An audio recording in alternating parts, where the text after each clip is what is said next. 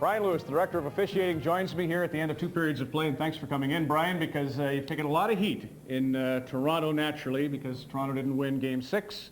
What was the response of Kerry Fraser and his crew to the non-call on Gretzky's clip of Doug Gilmour? Just so that the people are aware, in our end of the business, we say to our guys, we don't want marginal penalties, we don't want fouls unless you're certain.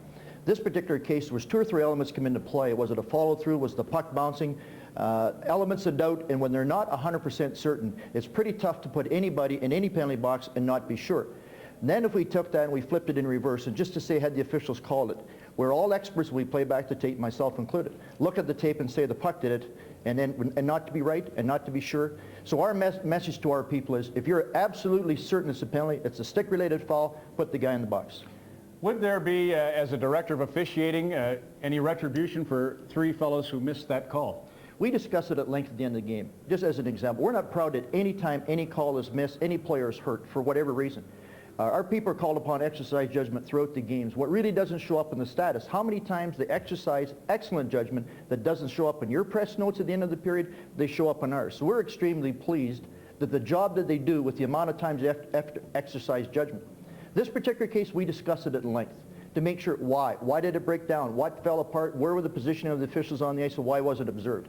And not in terms of retribution. The idea is that we want to maybe adjust positioning, maybe the players are playing along the boards, whatever it is, with the idea being if we're faced with a situation again, we get as close to accuracy as we possibly can. And I feel as bad as you do for the 3 fellows who'd missed that call, but I just think if Toronto were to move on, now they see these same referees. That's got to be a difficult situation for you.